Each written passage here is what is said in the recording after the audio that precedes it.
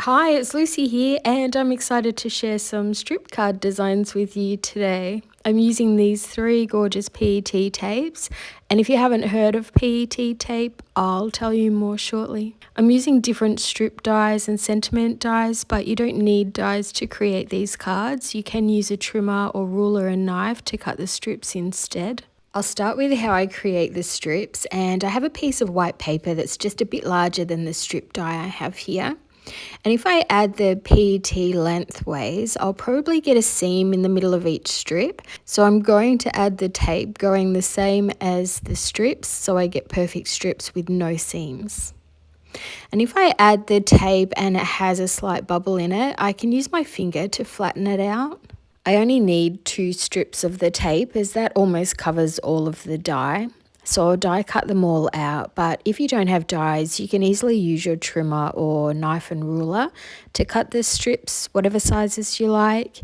Using dies gives the strips a really lovely rounded edge, so this is my preferred way. Actually, this strip die isn't really a strip die at all, it's a sentiment strip die from Uniquely Creative. They have sentiment sheets that match the strips in this die, but I think it works perfectly for this as well. And I absolutely love using strips of paper on my cards, so I have quite a few different strip dies, and I'll show you cards made with them all so you can see which size strips you like best. If I'm going to be covering the whole piece of card in strips, I'll use this super wide double-sided tape, and this stuff is amazing and it lasts forever, even for me that uses it often. I'll have links to all the products I use in the description below this video too. You could also use glue or thin double-sided tape as well, and that's what I'll use if I'm leaving a gap between the strips. But for this one, I'm going to butt every piece up against each other, and that way there'll be no gaps at all. I'm going to add a little bit of gold card as well, and the part that I like to use of that is what I like to call the skeleton of the strip dies. They have thin strips in between the wider strips, and I like to use those as well instead of throwing them away. I feel like the gold, it's just a little bit too much sometimes if it's the wider strips, the same as everything else. It just gives a really nice look if it's a very thin strip. So you can even cut those yourself as well, just really thin strips of gold card or silver card, or whatever metallics you like. I've actually used rose gold strips here. I'm not putting the strips down in much of an order. I'm just making sure not to put down the same colour strip next to each other. I love using all 3 of these tapes together. The colours are so lovely and fresh, aren't they? I will be showing you 11 cards at the end, and sometimes I've used all 3 together and sometimes I've used just one of the tapes. I already have ideas for some quick and easy cards using these tapes again, so I hope you'll want to see that video too. I'm looking forward to creating those cards.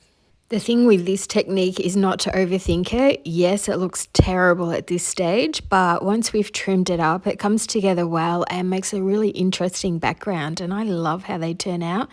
Every single card is always different because not one of them is ever going to be the same.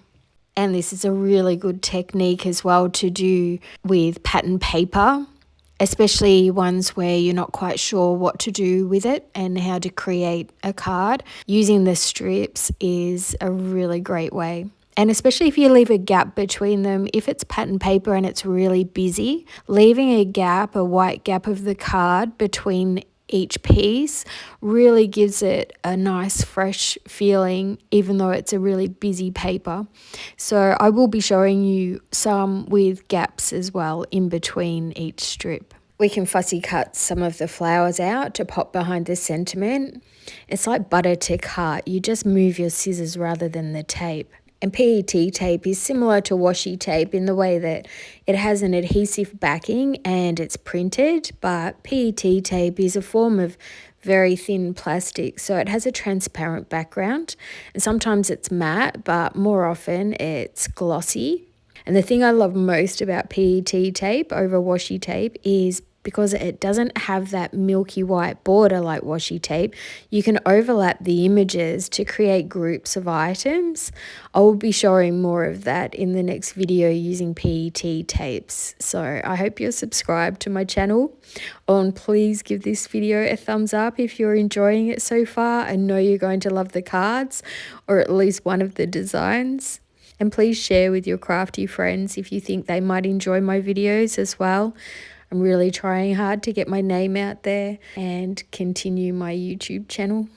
It was a bit dark when I made this, so I've got the lights on, which makes it difficult to see. I normally don't do that, so I'll turn the lights off so you can see it better here, but obviously it's a little bit darker than what I would normally have on video.